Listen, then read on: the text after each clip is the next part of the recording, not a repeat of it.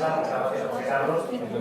A mí me toca lo más fácil de toda la jornada, ya queda un poquito, que es presentar a alguien que no necesita presentación, porque yo creo que todas conocemos a Ana Santos, la directora de Biblioteca Nacional. Lo que quizás no sabéis, muchos de vosotros o de vosotras, es que Ana Santos también es, o también fue, bibliotecaria complutense.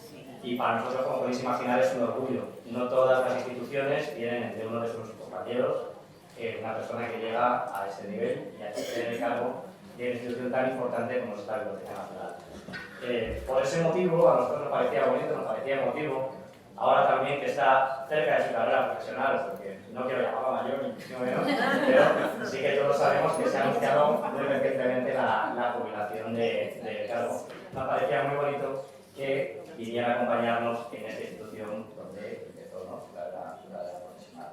Así que solamente agradecerte muchísimo que nos acompañes hoy aquí en la Universidad Complutense en la clausura de las quintas jornadas de la salud. Muchas gracias, Ana. Bueno, muy buenos días, muchísimas gracias. Especialmente a Oliver, no sé dónde se ha sentado, creo que estará por allí.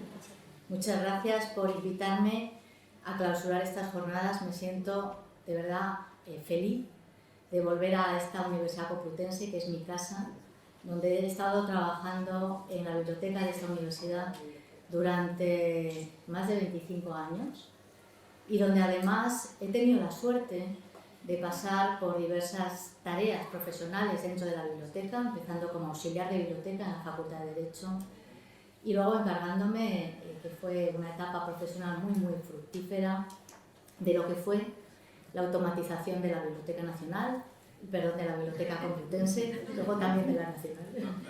Las primeras bases de datos, las primeras revistas electrónicas, es decir, un poco lo que quiero reflejar en estas brevísimas palabras de reflexión que he preparado para clausurar estas jornadas.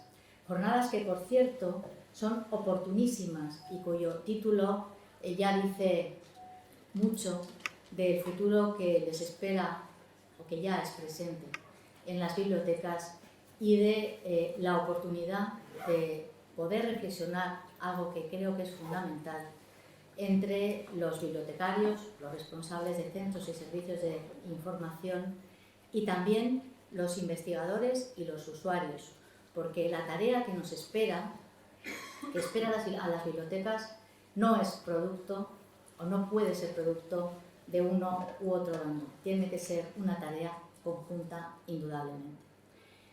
Y estas palabras reflexionan, como decía, de lo que a fin de cuentas es y va a seguir siendo la propia historia de las bibliotecas, que no es ni más ni menos que la historia del conocimiento. La historia de la creación del conocimiento, la historia de la preservación de este conocimiento, de la ordenación del conocimiento y de la capacidad de acceder y poderlo usar y reutilizar. Algo que es, a fin de cuentas, también hoy en día lo que está significando esta irrupción, este tsunami que ha llegado de la inteligencia artificial.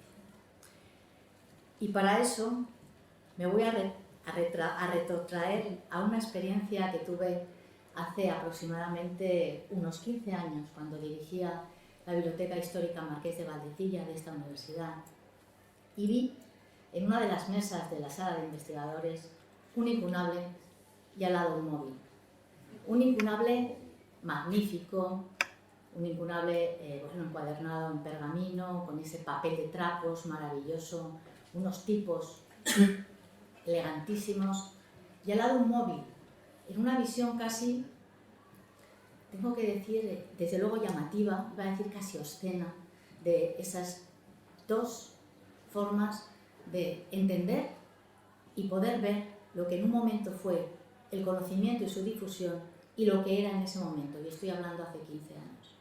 Y pensé, ¿qué podían haber pensado los impresores de ese momento si les hubieran dicho que esa tarea minuciosa, artesana, que ellos hacían de fundir los tipos móviles uno a uno, de componer las palabras letra a letra, de componer las páginas, página a página, se iba a ver sustituido en unos años, es cierto que muchos años, por un artefacto pequeñito, o una pantalla de ordenador, donde todo eso se hacía de manera automática, directa, simplemente dando unas teclas. Y no solamente eso, sino que a eso se podía acceder y leer en ese artefacto. Y además también servía para hablar y para vernos, sin nada, sin ni siquiera hilos. ¿De qué manera? ¿Qué hubieran pensado los impresores del siglo XV si les hubieran dicho esto? Simplemente que era imposible, que posiblemente el mundo se acababa, la inteligencia humana también, que era una visión apocalíptica del mundo, como ya pasó, por cierto, en el año 1000, cuando se escribieron los comentarios al Apocalipsis, el mundo también se iba a acabar, la inteligencia también, o que al menos era una cuestión de magia o de brujería. Bien, hoy estamos aquí, sabemos que nada de esto ha sido cierto, pero hoy estamos en un momento histórico respecto a lo que es la preservación y el acceso al conocimiento que ha supuesto la inteligencia artificial. Este ejemplo simplemente es una pincelada más de lo que ha sido casi la historia de la ciencia, la historia del avance de las sociedades y el descubrimiento de muchas cosas. En muchos momentos de nuestra historia ha producido miedo, incertidumbre y muchas dudas. Pero el avance de la ciencia a lo largo de la historia de la humanidad ha sido imparable. Es imparable lo que está ocurriendo. Con lo cual, no nos queda más remedio que seguir y continuar por este camino que ya se ha emprendido y que es una evidencia. ¿Y por qué lo es? Pues porque desde que el hombre empezó a pensar y empezó a tener la necesidad de que aquel pensamiento, ese aliento semántico, en palabras del gran filósofo Emilio Lledó, tenía que verse reflejado en algún tipo de soporte, tenía que preservarse, para que luego fuese accesible por otros. Desde ese mismo momento de la historia de la humanidad, el ser humano tuvo la idea y la sensación y la necesidad de su propia trascendencia, de la trascendencia de su pensamiento y de sus ideas. Y esto, a fin de cuentas, ha sido la clave del avance de la humanidad y de las sociedades. ¿Cómo se ha ido produciendo? A base de aprender de otros, a base de poder acceder a esa gran masa de información y de conocimiento que empezó a crecer a medida que se fue difundiendo por el mundo, asimilarlo y mejorarlo. Mejorarlo fundamentalmente a base de personas mejores, una y otra vez en cada una de las distintas generaciones y sociedades que se han ido creando en torno a ellas. Pero tuvieron que pasar muchos años, miles de años, hasta que esto tuvo una evidencia mucho más real. Y fue evidentemente, esto también es sabido y conocido por todos, cuando llegó la imprenta, cuando ese nuevo invento, ese nuevo arte de imprimir, permitió que las ideas que hasta ese momento solamente se reflejaban en aquellos manuscritos, en esos códices maravillosos copiados en los manuscritos, esas ideas pudieran llegar a muchas más personas y desde muchos más lugares. A partir del Renacimiento, la ciencia empezó a nacer como tal en nuestro mundo occidental y empezó a crecer. Estas ideas son ahora las mismas que están inspirando estos nuevos desarrollos. ¿Y qué papel han jugado las bibliotecas desde entonces? Pues un papel fundamental, porque sin esos lugares, esos espacios mágicos llamados bibliotecas, donde se conserva el conocimiento y donde se accede al conocimiento, desde donde se accede al conocimiento, si no hubieran existido, esta evolución de la ciencia y del pensamiento posiblemente no se hubiera producido, porque no se hubiera podido acceder a esto desde ningún sitio, se hubiera perdido exactamente igual que se han perdido muchos manuscritos, unos cuantos, muchos impresos también, y por lo tanto muchas ideas generadas de las que no ha habido, de las que no hay hoy ninguna certeza. Y hoy, en este momento en el que las bibliotecas estamos todas pensando qué va a ser de las bibliotecas, qué va a ocurrir si realmente va a haber una inteligencia superior que va a poder procesar esta información, vamos a tener los humanos capacidad suficiente como para poder asimilar todo esto y poder seguir creando con la capacidad que los humanos y nuestra inteligencia creativa tienen por encima de la inteligencia artificial. Bueno, pues yo soy tremendamente optimista respecto a esto y creo que las bibliotecas van a seguir cumpliendo un papel fundamental. ¿Qué hay que cambiar? Evidentemente. Lo hemos hecho, lo han hecho las bibliotecas a lo largo de toda la historia. Es la propia historia de las bibliotecas, está jalonada de la historia de la adaptación de los soportes del conocimiento, de la demanda de la sociedad respecto al acceso a esa información, conocimiento y creación que tiene ese conocimiento y respecto al uso que esa sociedad en cada momento de la historia ha sido capaz de dar a ese conocimiento y a esa creación. Esta es la historia de las bibliotecas y es la historia de las sociedades y del avance de las sociedades que corren de forma paralela. Y hoy, ¿cómo nos va a afectar? Pues de una manera evidente. En primer lugar, yo estoy convencida, y esto, que todos mis compañeros bibliotecarios no se asusten, que estoy segura que aquí hay unos cuantos, va a cambiar radicalmente la manera de trabajar en las bibliotecas. Se van a acabar muchos procesos internos repetitivos que ahora mismo se están haciendo. Vamos a dejar de catalogar. Y esto yo no sé si lo veré, porque ya soy mayor y me voy a jubilar, como todo el mundo sabe. Pero va a ser así. De hecho, ya se está produciendo en algunos procesos internos que los bibliotecarios hacemos habitualmente en nuestras bibliotecas, pero van a cambiar. Va a cambiar la manera también, no solamente nuestra manera de tratar la información, de catalogarla, de etiquetarla y de indizarla, sino también la manera de procesarla y de acceder a ella. Y ahí tenemos una responsabilidad, porque en las bibliotecas se generan grandes cantidades de datos. No solamente contenidos digitales, que también, y cuando digo contenidos digitales no solamente hablo de las digitalizaciones de las colecciones históricas, hablo también de los contenidos digitales de las publicaciones nacidas digitales. Están en las bibliotecas. Se generan muchos datos, millones de datos, datos normalizados. No nos olvidemos el valor que tiene la normalización dentro del mundo este que estamos hablando, la aguja en el pajar.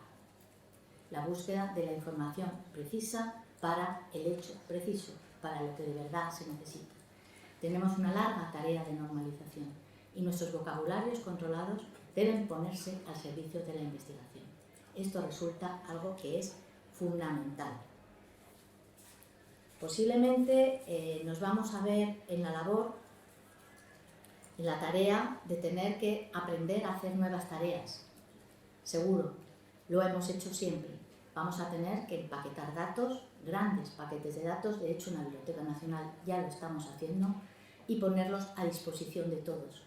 Vamos a tener que trabajar de manera directa, coordinada e intencionada con los grupos de investigación. Esto resulta fundamental, porque tanto en las bibliotecas de las universidades, como es esta universidad, cualquier biblioteca, en cualquier organismo de sanidad o cualquier centro de investigación, tiene que dirigir su tarea a lo que ese centro o ese grupo o esa institución quiere o necesita en cada momento.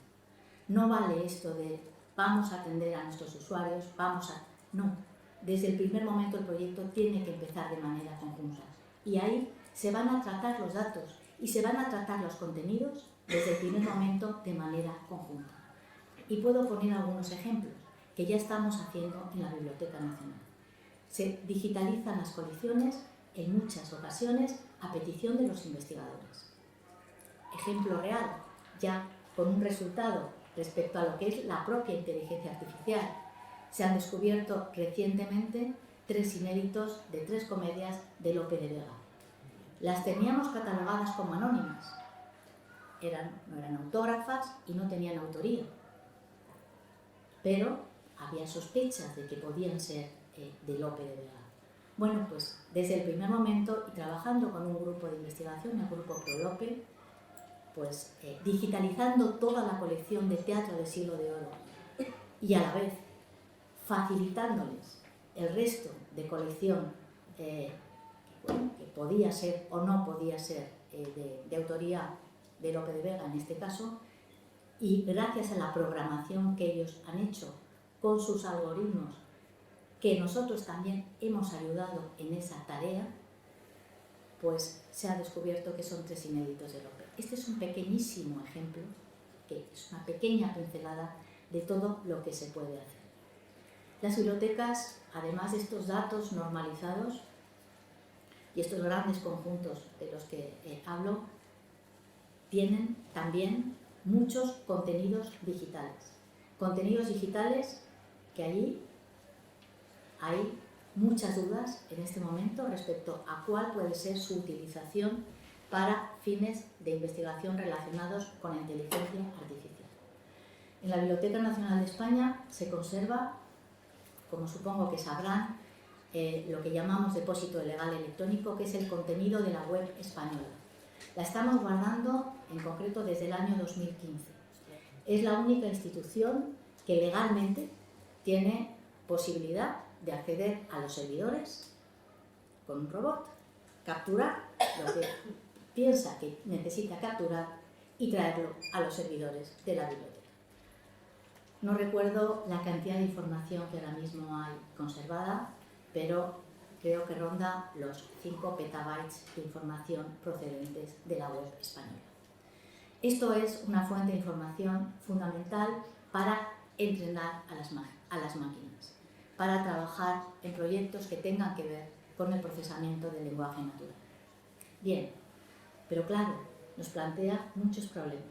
Problemas que tienen que ver con, y como ya se ha dicho en este rato que yo he estado, con la protección de los derechos de autor, el respeto a la propiedad intelectual, con, además, el uso para los fines que se va a dar a esa cantidad de información, pero que a su vez están directamente relacionados, y su utilización está directamente relacionada con la Directiva Europea de Derechos de Autor en el Mercado Único Digital, que supongo que se habrá tratado a lo largo de estas jornadas. ¿Sí? ¿Se ha tratado? Bueno, pues entonces me veo la obligación, porque creo que es interesante y que es un punto, va a generar, va a producir, de hecho ya lo está haciendo, un punto de inflexión en el uso de estas grandes bases de datos, de estas grandes corpus documentales y textuales, es esta directiva. Esta directiva está en vigor, esta es una directiva que ya España ha traspuesto y que ya, por lo tanto, cualquier biblioteca, cualquier institución se puede acoger a ella para que los datos, aunque estén protegidos por los derechos de autor, se utilicen para fines de investigación de acuerdo a los usos de la minería de datos. Esto es muy importante tenerlo en cuenta porque abre una nueva vía de trabajo para las bibliotecas. Abre una nueva vía de trabajo porque allí hay contenidos protegidos, pero que para determinados fines se pueden ceder. Hay todavía dudas y hay, digamos, aspectos que pulir respecto a lo que es la entrada en vigor de esta directiva. Nosotros estamos ya trabajando en ello y una parte del contenido de la web lo vamos a ceder al Centro de Supercomputación de Barcelona, que es uno de los centros a nivel europeo que está más avanzado en los temas de procesamiento del lenguaje natural, y para esto nos hemos armado de toda la legalidad posible para poderle ceder esta gran cantidad de información dentro de lo que la ley de derechos de autor dice y lo que el derecho de cita, también importante tenerlo en cuenta, hay que respetar. Como digo, las instituciones públicas y fundamentalmente las bibliotecas tienen una gran responsabilidad. Hay que trabajar con los grandes corpus documentales de tal manera que sean localizables y accesibles y reutilizables. Que los datos con lo que trabajamos, tal y como estamos nombrando nuestros grandes conjuntos de datos, sean normalizados y que se puedan reutilizar y comunicar con otros. Y ahí los bibliotecarios vamos a tener que seguir aprendiendo todavía mucho, mucho, mucho, pero lo vamos a tener que hacer. Porque el desarrollo de este tsunami que ha entrado en nuestras vidas es desde luego algo imparable. Y ahí supongo que también se habrá tratado a lo largo de estas jornadas, el debate está servido. Todos los días nos levantamos con titulares de si esto es humano, si no es humano, si supera a los humanos, si la humanidad se va a acabar. Bueno, se ha hablado aquí de humanidad, se ha hablado de humanismo, se ha hablado de valor económico frente a valor cultural o al valor del conocimiento, y yo creo que son factores que hay que tenerlos muy en cuenta.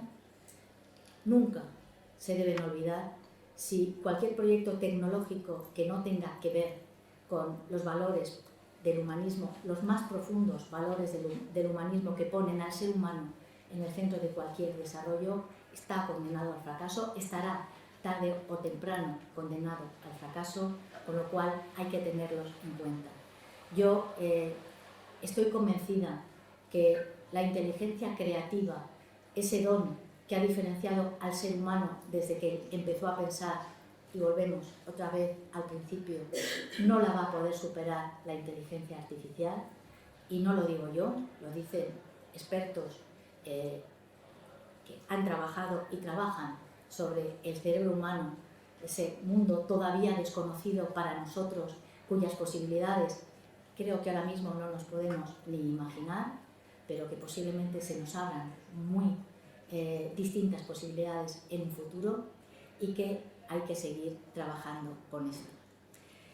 ¿Qué va a ocurrir en el futuro? No tengo ni idea, yo creo que nadie lo sabe, pero sabemos lo que está pasando en el presente. Y sabemos que en el presente las bibliotecas van a seguir teniendo, deben seguir teniendo y pueden seguir teniendo un papel fundamental para apoyar a la investigación. Pueden y deben seguir teniendo la responsabilidad de poner esos grandes corpus documentales y textuales que se tienen al servicio de ese procesamiento del lenguaje natural para crear nuevos lenguajes. No solamente nuevos descubrimientos, también nuevos lenguajes. Para esto hay mucho conocimiento acumulado, un conocimiento de miles de años en las colecciones, de cientos de años en los trabajos bibliotecarios y de unas cuantas decenas de años en el aprendizaje al que las bibliotecas, desde que irrumpieron las tecnologías de la información, se han visto sometidas. Pues ahora este es el reto que hay que afrontar. Hay que hacerlo, como siempre, con muchísimas ganas de aprender y con ganas de seguir desarrollando y adaptándose al momento que toca vivir. Y sobre todo teniendo en cuenta que esta hermosa conjunción entre el conocimiento y la posibilidad de generar un nuevo conocimiento, que es la potencialidad que tienen los trabajos de investigación y el trabajo que se está generando desde los grupos de investigación, no nos olvidemos que ha sido la clave de la evolución de la sociedad desde que el hombre empezó a pensar. Hoy tenemos un enorme potencial en nuestras manos. Jamás se ha tenido esto en la historia de la humanidad. Tampoco se tuvo cuando a mitad del siglo XV se inventó la imprenta. En ese tiempo el desarrollo, el crecimiento fue tan lento como la propia sociedad. Tuvieron que pasar cientos y cientos de años hasta que aquello se expandió. Ahora no. Ahora va a ser muy rápido, es muy rápido, con lo cual el reto es mucho mayor. Pero yo estoy convencida, desde luego, soy muy optimista por mi forma de ser, pero soy una firme defensora de cualquier desarrollo y avance de la ciencia, y creo profundamente que la sociedad y el ser humano va a seguir preservando sus valores éticos. Y ahí también, y es la última pincelada y con esto cierro, nos va a venir a ayudar la regulación que ya el Consejo de Europa está haciendo. No sé si han podido leer el borrador de lo que es la regulación PASER, la regulación de la inteligencia artificial en Europa, y desde luego el control que va a haber de estos proyectos va a ser, creo, lo suficientemente riguroso como para perder el miedo y ponernos a trabajar en ello, que es lo que creo que tenemos que hacer. Y nada más. Muchísimas gracias y cualquier cuestión que me quieran plantear estoy a su disposición. Muchas gracias.